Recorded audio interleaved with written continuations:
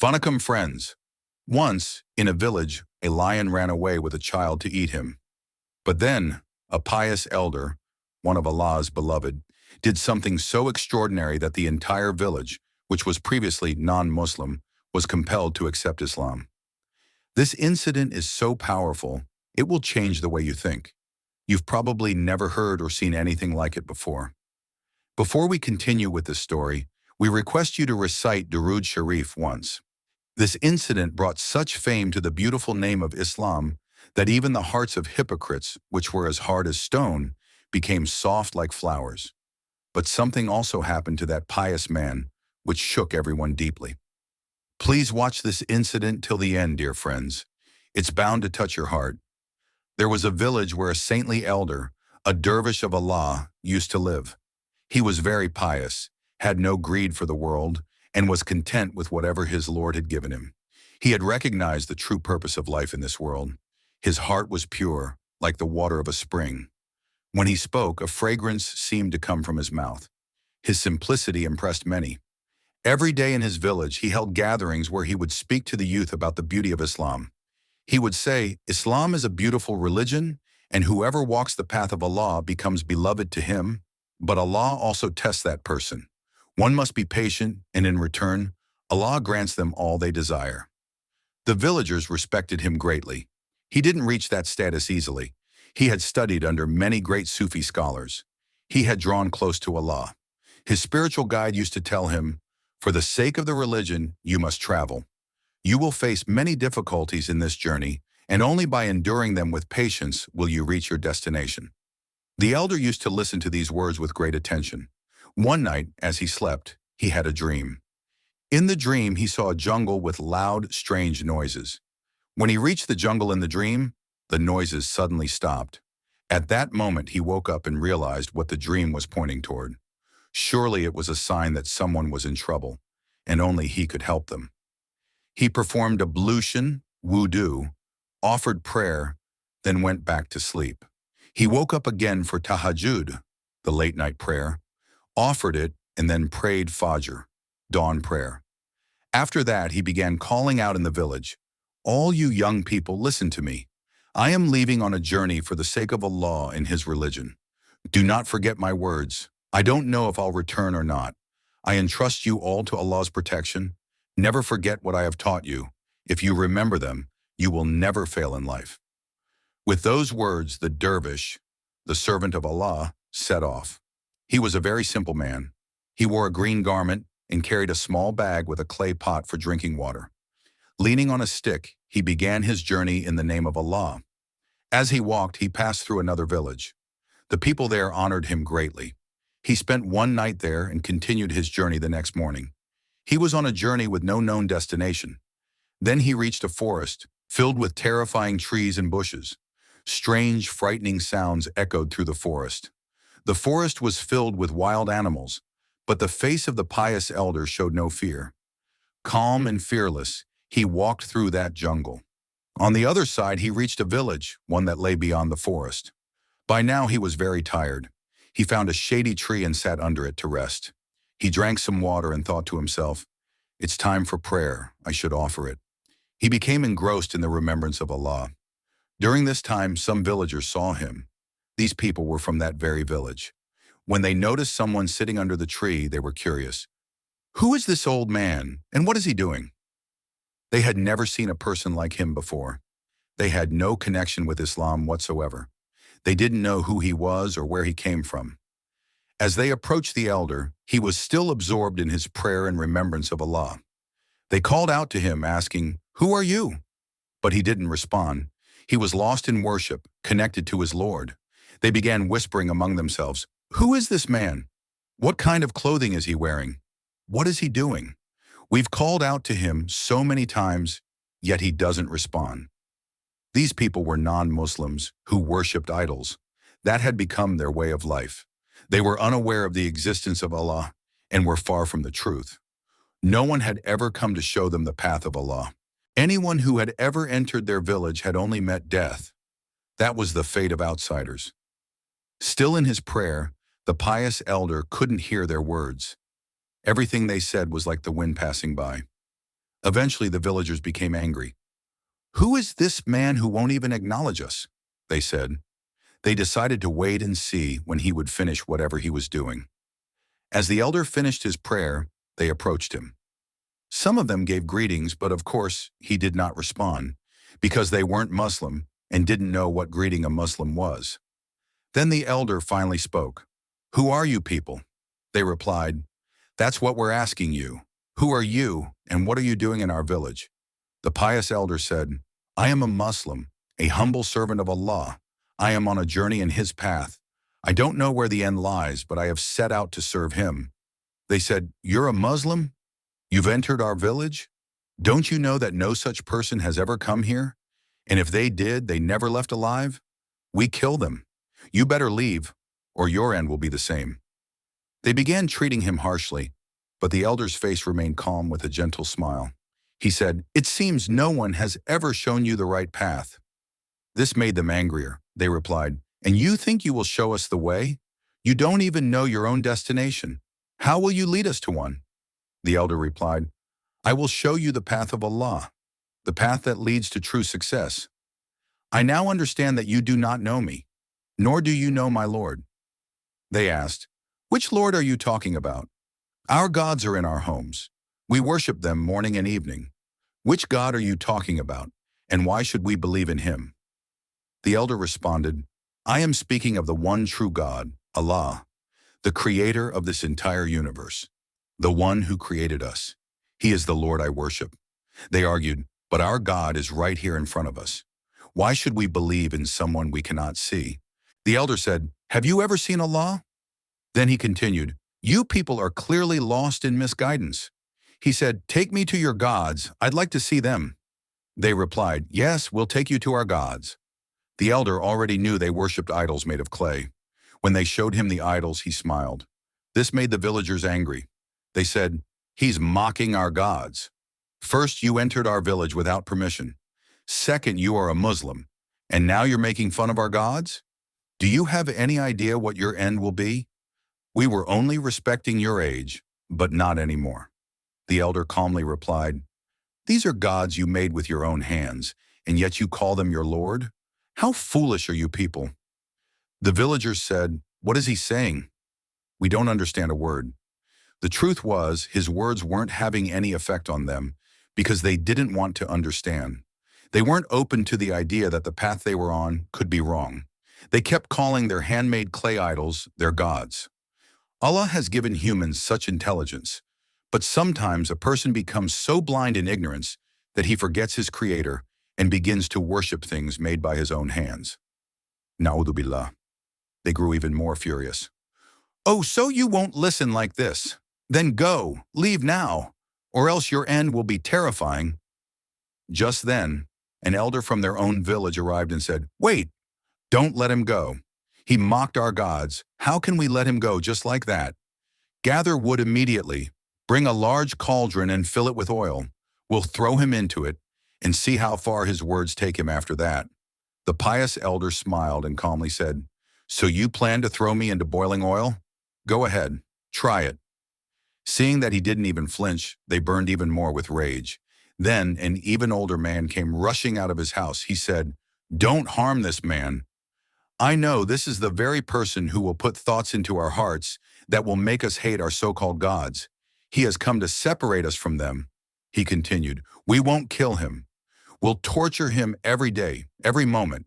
He'll be our slave, and he'll do everything we tell him to do. We'll make him suffer constantly." And that's how they turned the pious elder into their slave. But they began to commit every kind of cruelty on him, the kind no one should ever have to see. The elder, however, endured everything with patience. He never cursed them, never complained. He knew very well, when one walks on the path of Allah, they must face tests and trials. No one becomes a beloved servant of Allah without hardship. When the elder would offer salah, prayer, deep in the worship of his Lord, they would mock him, scream at him, disturb his prayer, even throw stones at him. But the elder patiently bore it all. Sometimes they'd even snatch his walking stick while he was resting, just to make him fall. When he would fall, they would pour mud on him. They made him suffer in every possible way. But the elder endured everything in silence. Interestingly, it wasn't the men of the village who were the most cruel. Even the women of that village were hard-hearted. There was no mercy in their hearts. They were drowned in pride, living in luxury without any fear of Allah. They had everything they could possibly want. They had never faced any trials from Allah, nor had they ever experienced any hardships in life. Perhaps that's what made them so arrogant. They would give birth to sons every year, and this made them even more proud. They had no respect for the elderly. They disobeyed them and cared only about themselves. These women thought they were something special because they had every worldly comfort. They would mock the pious elder, even hurling insults at him. But the elder would always bear it all with a smile. And that smile made them burn with jealousy. They would say, "Look at his face. How fair and glowing it is. What does he put on his face?" But they didn't know. His glowing face was a nur, light from Allah. Their jealousy grew. Every year they would throw a grand celebration on the birth of their sons. His year, too, they organized a huge event, inviting everyone to offer worship to their clay idols and to introduce their newborn sons to these so-called gods. The pious elder was present there as well, and his eyes were filled with tears. Tears at the thought of how far these people had gone in their ignorance. They noticed him crying and said, "Look, the man who always mocks us is now crying. It's a day of celebration for us and he dares to cry?" They taunted him. "What happened to you today? You always smile, even when we hurt you. Now you cry?" The elder replied softly, "Even if I tell you, you won't believe me. So let me stay silent." With that, he walked away and sat under a tree.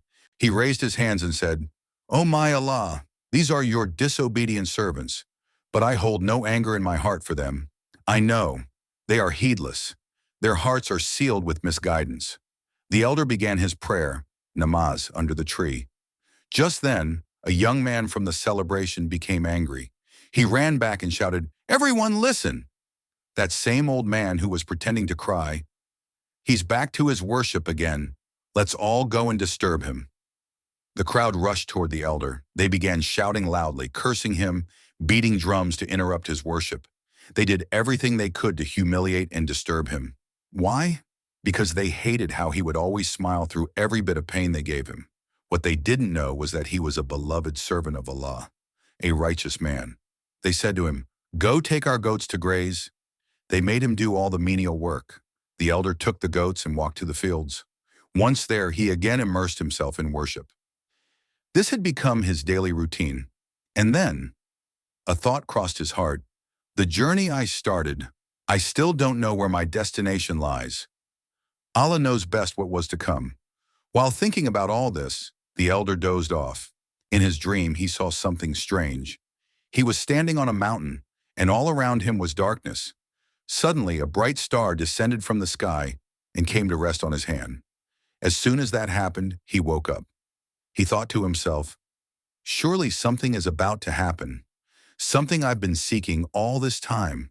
The journey I began, perhaps its destination is finally near." The elder's heart filled with hope and happiness. He smiled and said, "Yes, the goal I've endured all these trials for, the one for which I bore so many hardships, that goal is now very close." But just then, he noticed some strange commotion coming from the direction of the village. There was chaos everywhere. Cries and screams filled the air. It felt like a great calamity had struck. The elder's heart sensed it. Something terrible had happened. He quickly gathered the goats and made his way to the village. On the way, he stopped a young man and asked, "What happened? Why is everyone so frightened?" The young man snapped, "Old man, why should I tell you? What can you even do?" And then he walked away. You see, the villagers hated this man of Allah. They didn't even like to talk to him. The women were crying in rows.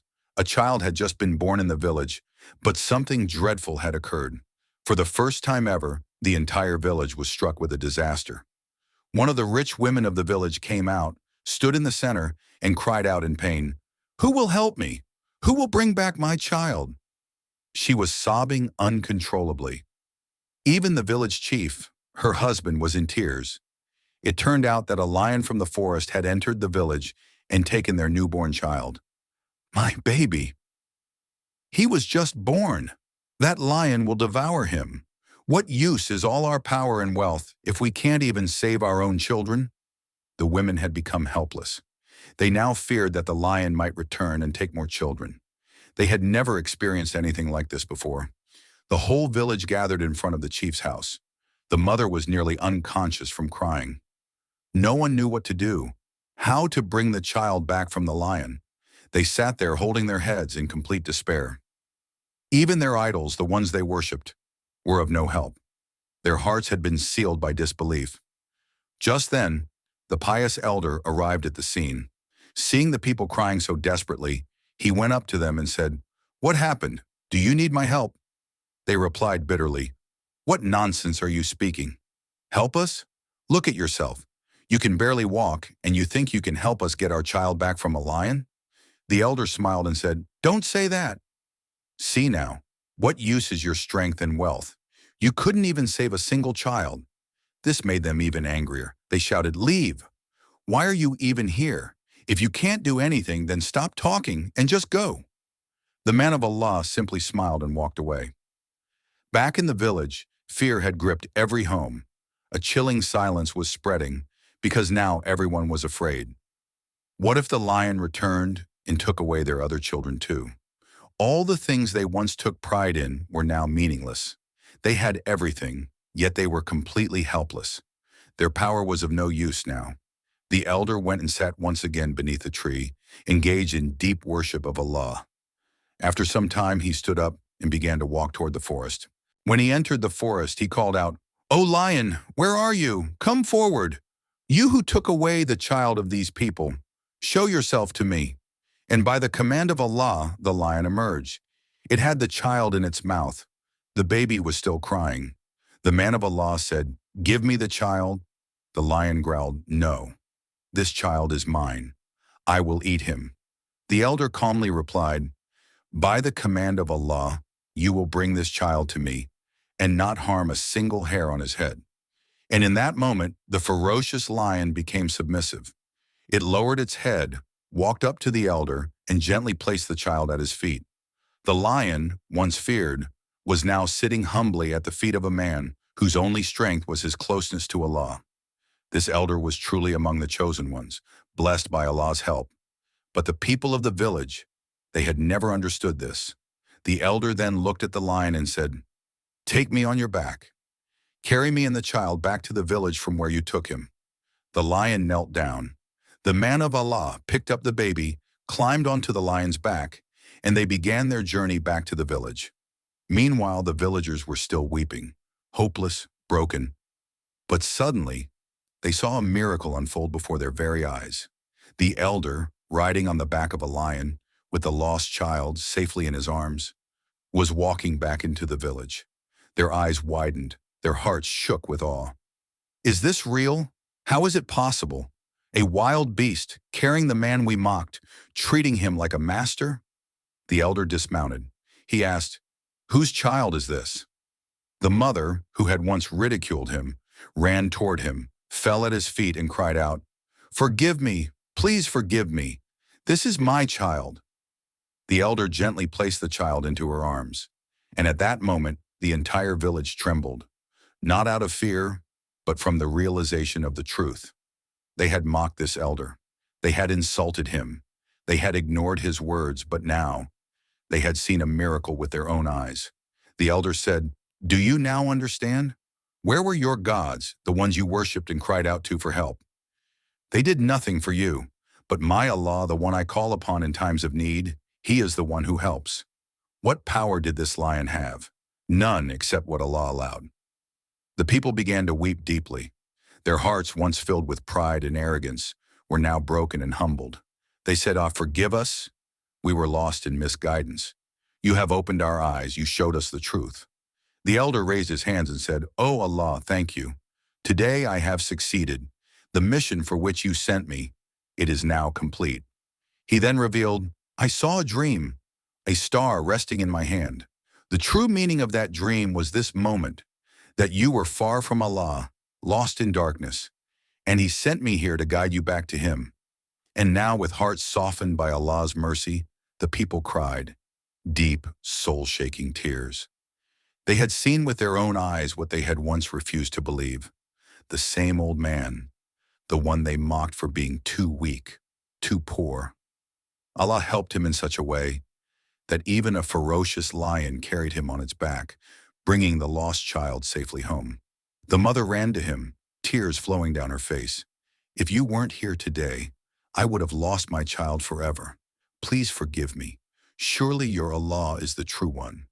And when he is called upon, he helps in ways that leave the whole world amazed." The man of Allah smiled. He stepped down from the lion's back and asked gently, "Now tell me, do you wish to recite the kalma?" They all replied, "Yes." "Absolutely. We want to become Muslims. We want to be close to Allah, just like you." At that moment, the elderly saint fell into sajda, prostrating before his Lord.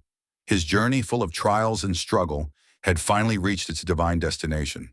The mission Allah gave him was now complete. He stood, and one by one, he taught them the kalma. La ilaha illallah, Muhammadur Rasulullah. There is no God but Allah, and Muhammad is his messenger. And with that, the entire village embraced Islam.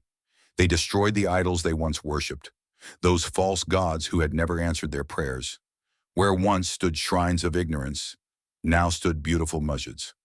The village was now filled with light and purpose. Allah had chosen this blessed elder to be the means of their salvation. Had he not arrived, they would have remained lost, living in darkness, in arrogance, in destruction. Truly, when someone walks in the path of Allah to spread his deen, Allah grants him an immense reward and makes miracles unfold through him. But those who oppose the truth, those who remain arrogant and mock the friends of Allah, they are left humiliated and disgraced until they repent. One elderly villager whispered, "I read in a book once that one day a Muslim would come, and because of him, we would abandon these false gods. And today, you have made it come true. Your Allah is the true God." The saint looked at the crowd, eyes full of humility, and said, "This wasn't me. It was my Rab, the one who sent me, the one who showed his power. I'm just a simple man, one who calls out his name. I had no idea where I was going, but I took the first step in his name, and he brought me here. This was the destination, to guide you back to the path of truth." He paused, then said with weight in his voice, "Those who trust Allah never fail, and those who are arrogant are doomed to destruction. Their strength is worthless in front of the strength of Allah." His voice grew firmer. "Let the oppressors of Palestine remember, Allah never forgets. Do you remember how he turned Los Angeles to ashes? That was their most beautiful city, reduced to rubble. If they truly had power, why couldn't they stop that fire? This is Allah's world, and when arrogance crosses the line, he sends reminders in the form of destruction.